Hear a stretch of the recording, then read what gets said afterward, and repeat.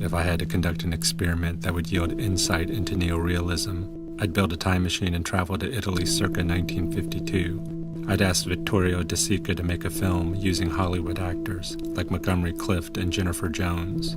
I'd then team De Sica up with a Hollywood producer, the kind that liked to impose his will and sensibility onto a film, someone like David O. Selznick. In bringing these two worlds of cinema together, I'd hope for a clash in sensibilities so great that it would result in two cuts of the same film, one by De Sica and the other by Selznick. I would run these two films side by side and examine each cut, and in the difference, I would find something to say about the essence of neorealism.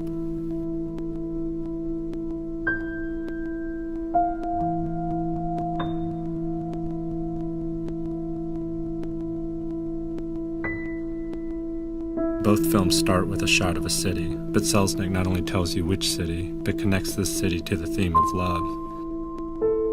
Selznick's second shot shows a letter that spells out the central tension of the film. Meanwhile, De Sica's opening takes almost twice as long, but reveals far less. Already in the first few minutes, we can detect two distinct approaches to cinema.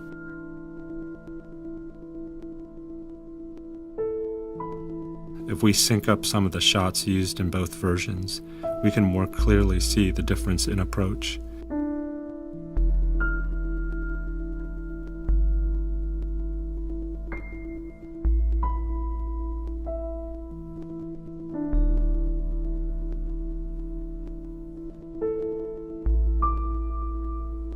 Selznick consistently prefers a shorter take than De Sica.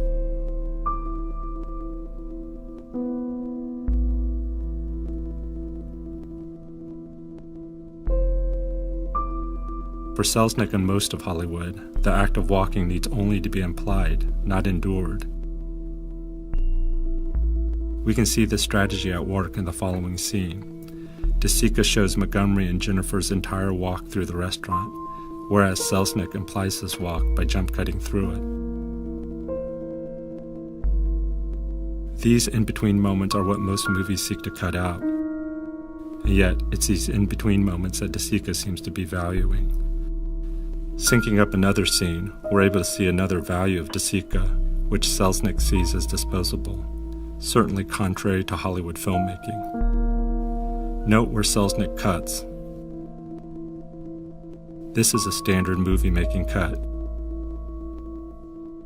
In fact, most directors would have called cut on the set soon after Jennifer left the frame.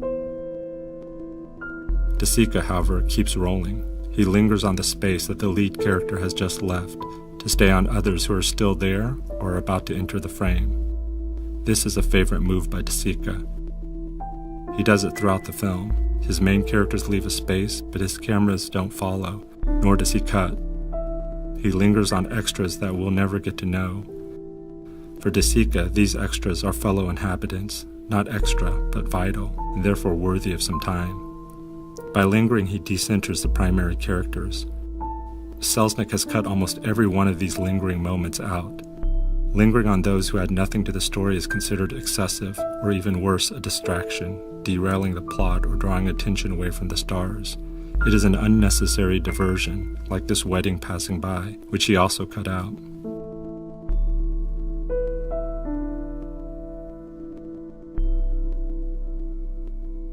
What Selznick sees as waste and excess becomes the essence of a different kind of cinema and sensibility, in which shots linger and veer off to include others, in which in-between moments seem to be essential, in which time and place seem more critical than plot or story.